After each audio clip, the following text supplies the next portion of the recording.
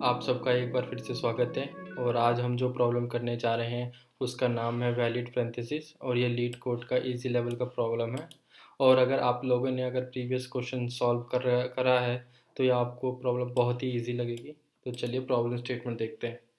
तो क्वेश्चन कह रहा है कि given a string S containing the characters.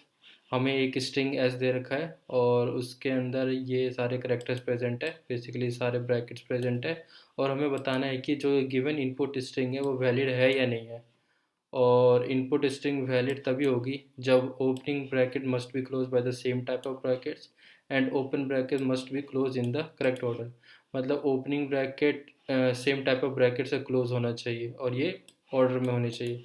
तो चलिए हम सैम्पल एग्जांपल देखते हैं। तो पहला दे रखा ओपनिंग क्लोजिंग सिंपल क्लोजिंग और ओपनिंग ब्रैकेट है और ये ट्रू है क्योंकि ये वैलिड है। और दूसरा एग्जांपल भी ओपनिंग सिंपल क्लोजिंग, फिर ये रेक्टेंगुलर ओपनिंग क्लोजिंग और ये करली ओपनिंग क्लोजिंग, ये सारे बैलेंस है तो ये ट्रू है। लेकिन थर्ड एग्जांपल में हम देख रहे हैं कि यहाँ पे सिंपल ओपनिंग ब्रैकेट है और लेकिन ये रेक्टेंगुलर क्लोजिंग के साथ कर रखा है तो ये वैलिड स्ट्रिंग नहीं है, तो हमें आउटपुट फॉल्स देना है।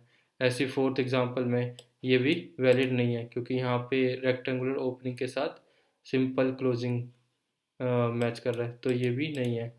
ऐसे ही फिफ्थ एग्जांपल में देख रहे हैं कि हम ये रेक्टेंगुलर ओपनिंग रेक्टेंगुलर क्लोजिंग के साथ और करली ओपनिंग करली क्लोजिंग के साथ ये ऑर्डर में भी है एक साथ और ये ट्रू है।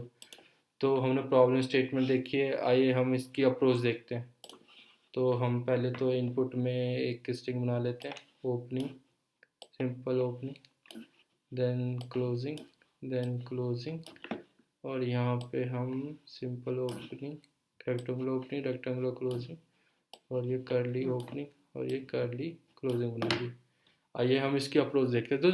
तो पहली अप्रोच जो हम सबके दिमाग में आ रही है कि हम बेसिकली क्या कर रहे हैं। हम जब भी ये स्ट्रिंग पे हम जा रहे हैं हम चेक कर रहे हैं कि भाई जब ओपनिंग क्लोजिंग मैच कर रहा है हटा दो, ओपनिंग क्लोजिंग मैच कर रहा है हटा दो, ओपनिंग क्लोजिंग मैच कर रहा है हटा दो।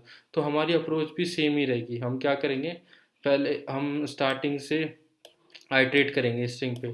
तो सबसे पहले हम ओपनिंग आए हम इसको स्टैक में डालेंगे, ओपनिंग ब्रैकेट आया हमने स्टैक में डाल दिया।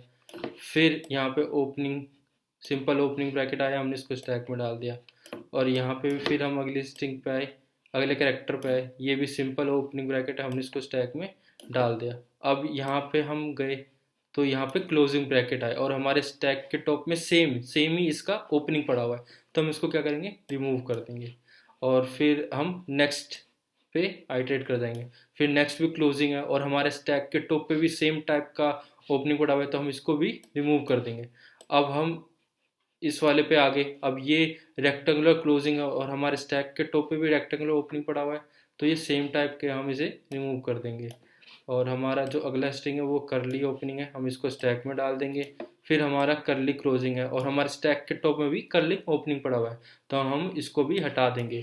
तो एक आइट्रेशन करने के बाद अगर हमारे स्टैक में कुछ भी नहीं पड़ा, मतलब कुछ भी नहीं पड़ा मतलब कि हमारी स्ट्रिंग वैलिड हुई। क्योंकि वैलिड कभी हम स्टैक से रिमूव तभी कर रहे हैं जब उसका ओपनिंग पड़ा रहता है।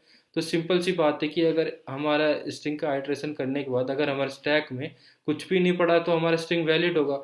और अगर स्टैक में हमारा कुछ भी पड़ा हुआ, मतलब कुछ भी ओपनिंग ब्रैकेट प्रेजेंट हुआ तो मतलब वो हमारी स्ट्रिंग वैलिड नहीं होगी। जैसे कि हम एक और वो केस देख लेते हैं, यहाँ पे हम एक वो केस भी देख लेते हैं जैसे कि ये ओपनिंग और ये रेक्टेंगुलर क्लोजिंग। हम इसको कर लेते हैं।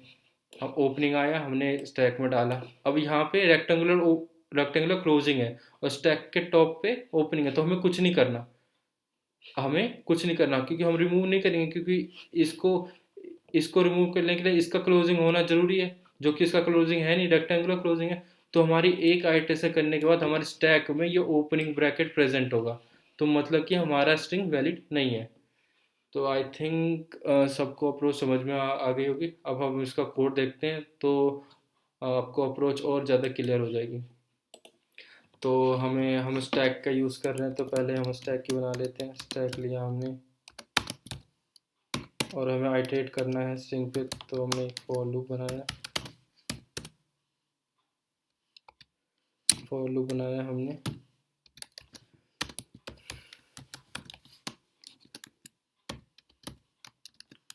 अब हम चेक कर रहे हैं कि अब हमें तीन ब्रैकेट है ना हमारे पास टोटल, तो हमें तीन इफ लगाना पड़ेगा। इफ कंडीशन हमें 3 बार लगानी पड़ेगी। तो पहला कंडीशन जो है कि अगर हमारा एस आई जो हम करंट जिस इंडेक्स पे पड़ा है, अगर वो क्लोजिंग हो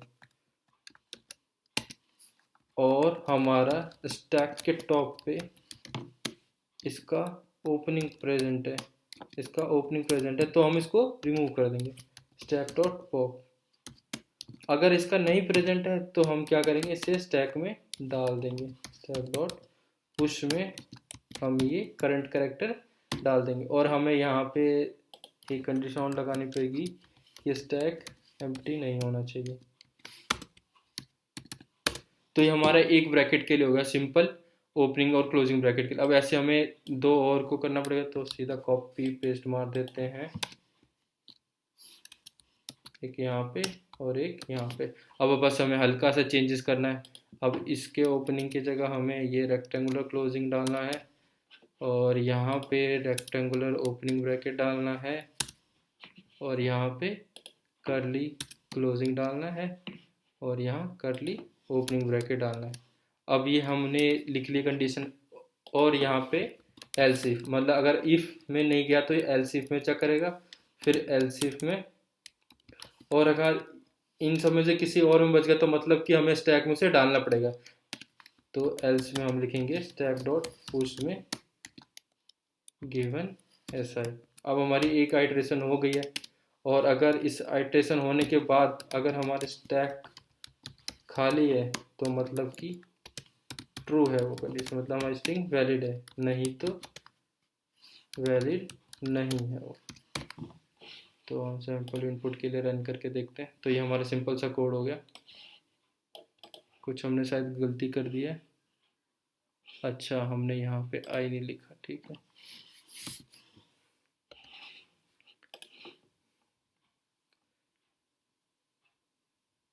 तो हमारा सैम्पल इनपुट के लिए चेक कर रहा है, एक और के लिए हम चेक कर लेते हैं जस्ट टू इंश्योर कि हमारा कोड सही है या नहीं।